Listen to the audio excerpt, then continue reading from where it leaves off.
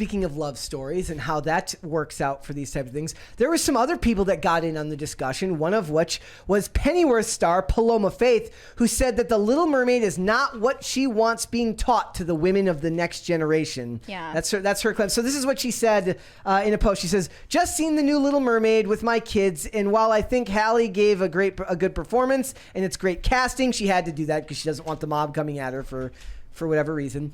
And it's great casting. As a mother of girls, I don't want my kids to think it's okay to give up your entire voice and your powers to love a man. What the F is this S word? Not what I want to be teaching next gen women at all. Next gen women sounds like they're they are robot. children, by the way. They're not robots. Women. They are children. Yeah. Oh, by the way, she had a tweet from 2009 saying, when I grow up, I want to be the Little Mermaid. So, you go back on what you said. But people had interesting things. They point out that that's not, she didn't sell her voice, get rid of her voice for a man. She gave up her voice and her species to be human, which is something that you can criticize if you want. Not even to be human, to be able to go to have freedom. To be free. To not be Or it was her twisted idea of freedom. Yeah. And we were arguing about this because I was interpreting it as giving up giving up, forsaking her original identity and her roots and her own species for some vague idea of freedom, which I think is also a misguided trope. Yeah. I think it's more just the vague idea of freedom, and it's also chastising her father for having very normal ideas, considering his the way he lost his wife, of boundaries for his kids. That he doesn't want them to get killed if they enter the real world. They also point out that both sides have adults who misunderstand the unknown, right? Because they say the same thing. Eric's mom says the same thing about the people under the sea. I guess that's how they were trying to. So what they're saying is old people bad. Let us, Disney, be your parents. Kind of, yeah. And I felt the same way about Way of Water when we watched that. Yeah. It felt like an anti-human story. Yeah. I don't know. But also, we're in a culture now where are they pretending like actual romance in the real world isn't something that involves sacrifice? Because it is. No, they see romance or love or relationships all as an avenue to self-actualization, self-empowerment, and happiness for yourself. Generic term idea of happiness. Yeah, not something that would ever involve a personal sacrifice of any kind. This is why I say that the whole Disney princess thing was bad for girls growing up in general in a lot of ways. I think teaching them they remember the idea is never settle. You can get everything. You can have whatever you want. No, you can't. No, you literally cannot. Even the CEO ends up either sacrificing time with her kids or everyone gives something up. But they pretend as if family is not something to aspire to. I think that the Disney princesses in the originals, they aspired towards something more innocent and toward love, finding love, which is just an intensely human desire, but they're reworking it so that it can be the empowerment narrative. I don't think that the original Disney princess films were so bad, but they were a sanitized version of original folktales that had more powerful moral lessons for children. Yeah. And children actually receive stories with powerful moral lessons more better than you would expect. Yeah. A lot of these people making the movie don't have kids and don't realize that. But why do you think that the Grimm's fairy tales have been so loved by children for so long, or the Lord of the Rings too? Yeah. There are very dark aspects to those stories, and it acknowledges death and permanence and evil and the difference between good and evil. And those are things that kids need to. Those are themes that should be imbued in children from a young age. But even Disney in the 30s was sanitizing those themes. Perhaps it's fair to say, like we were just talking earlier, that we live in cynical times. So the idea that you could sacrifice anything for love when the divorce... I'm not privy to the information of what the divorce rates are under the sea.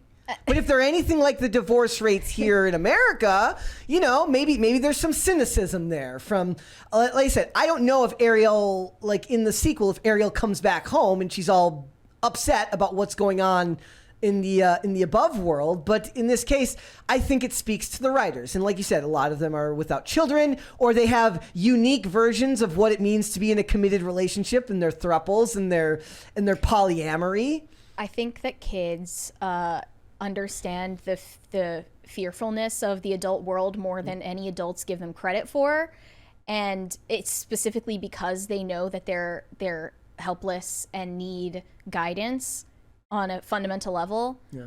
And selling them a story of complete self-reliance and self-empowerment is going to make them malformed morally as adults. Wasn't there a line in the Elemental trailer too where like one of them's basically just like, why do our parents not let us do something? Like there was something in there too that annoyed me too about like kids basically being told you can't just do whatever the hell you want. And then the kids are mad about that. Yeah, like because remember, any discipline is bad now. You're supposed to hear Ariel's line, like, I bet in the real world above water, the fathers don't reprimand their daughters, and you're supposed to hear that with a level, like with a pinch of salt, and understand that she's ignorant about how the real world works, and understand that of course human fathers reprimand their daughters, but maybe that complexity has been siphoned out of this remake story.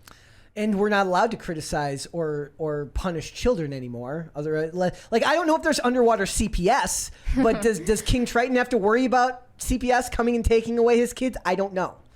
But we were also like pitching a Hallmark sequel. Oh yeah, I love the Hallmark sequel idea where Eric turns out to be an F-boy. He's already proven that he was already emotionally cheating on the woman he thought was Ariel. That's a beige flag. That's as beige as it gets as far as flags go. He's like, oh yeah, go look for her. I love her. And then meanwhile, I'm gonna go out with this smoking hot girl here that we just found that literally fell in my lap. Then leaves her for Ursula under disguise. He's an F-boy. So she has to go back to being a mermaid, goes back to her father, and then she meets this burly merman who wears a flannel.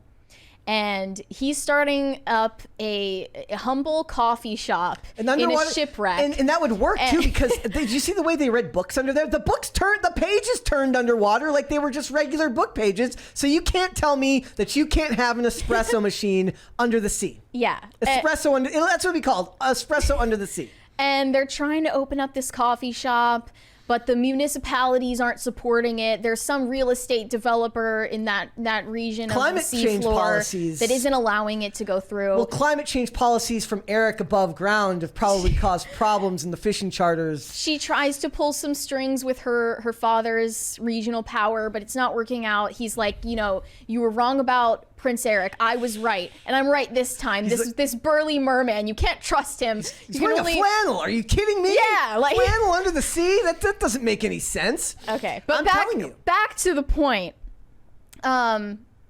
We also had this story. From this makeup artist that did Ursula's makeup on Melissa McCarthy for the movie, and he got some heat online because they didn't think he did a good enough job, and they found out that he was straight.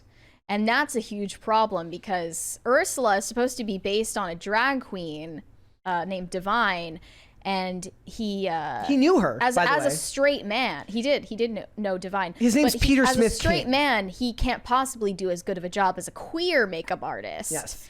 And he made the mistake of responding to this backlash and said, I find that very offensive. Why can't I do as good of a job as a queer makeup artist? Also, and this guy, he clearly doesn't understand the climate that we're living in right now. No, he's old. Yeah. Look at this guy. He's old. He doesn't get it. He worked on Lord of the Rings in Mary Poppins, and he did fine. But the other question here is like, is he straight? Because my question is like, is queer meaning queer ideology, or is he just gay? He's straight. Yeah. He's a straight guy. But personally, I would trust a gay man before I would trust a woman or a straight man to do my makeup, hair, or nails. Yeah. That's my personal judgment based on previous experience. Well, it's just men once again proving that they're better at everything than women. Even doing makeup. Even and doing hair. makeup. Even doing makeup. It's like we've taken your sports, we've taken your bathrooms, we've taken your jobs. Like, sorry, patriarchy reasserts itself. It's just wearing a tucking device this time when it reasserts itself. I mean, if you want Melissa McCarthy to look terrifying, drag makeup is the way to go. Look, and the other thing about it is, for like, somebody did point out, they said, look, the villains in the movie are curiously all the white people are all villains. That's fair.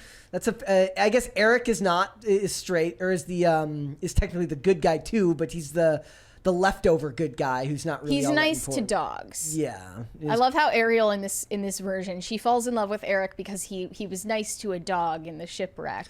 Well, and that's all you want in a guy.